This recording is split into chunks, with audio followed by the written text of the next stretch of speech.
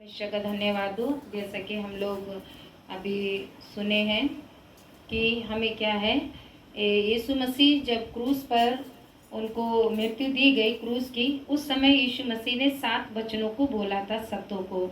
उनमें से हम लोगों ने एक एक को सुना है। अभी उसका जो यीशु मसीह ने वचन बोले 7, उनमें का एक मैं भी आप लोग को बताऊंगी, जो कि ये चौथी बाणी है। इसको हम देखेंगे मैथ्यू चैप्टर 27 वर्सेस 46। मत्ती रचित सुसमाचार अध्याय 27 उसका पद 46। मत्ती अध्याय 27 पद 46। इसको हम देखेंगे, ठीक है, हम इसे पढ़ेंगे।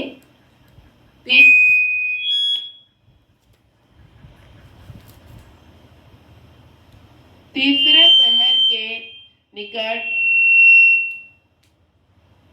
पढ़िए।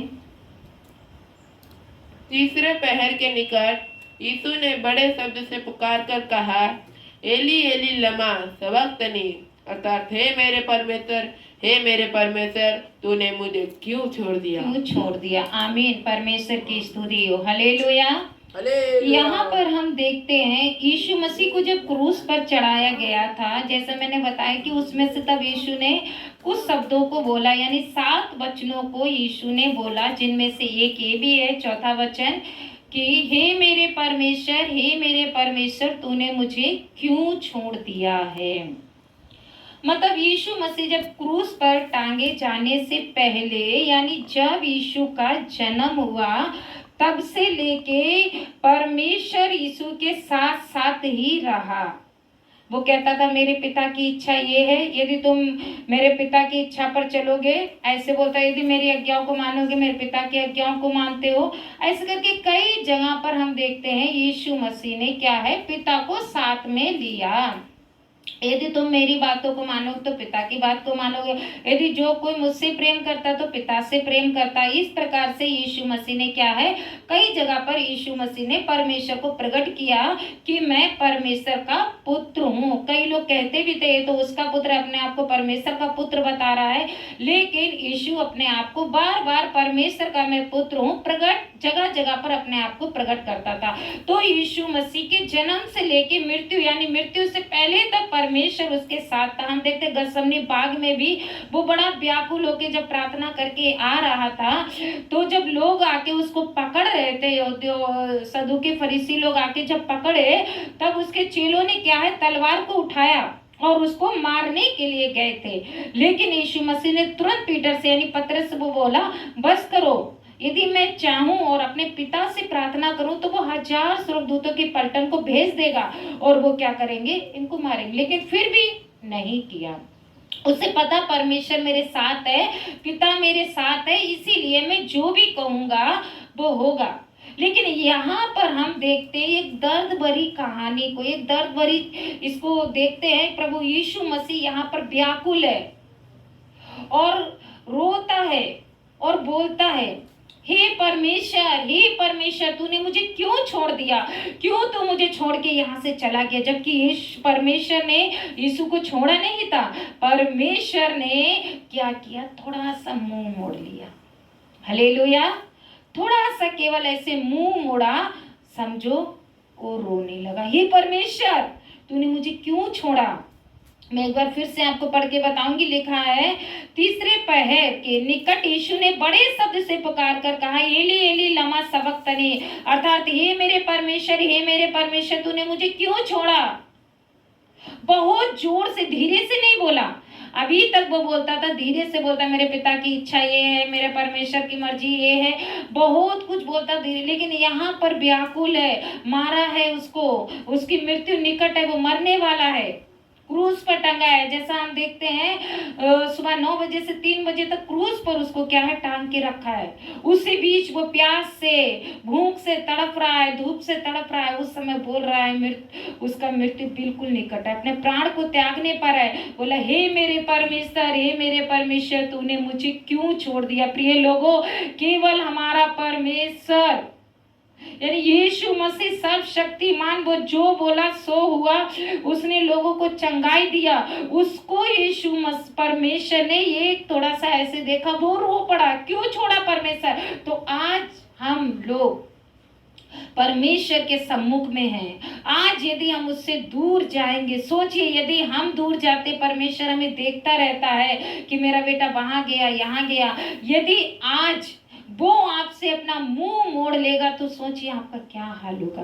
क्योंकि यीशु मसीह से केवल उसने ऐसे किया, पीठ बस, वो रोने लगा, हे परमेश्वर क्यों छोड़ा, जोर से चिल्लाया।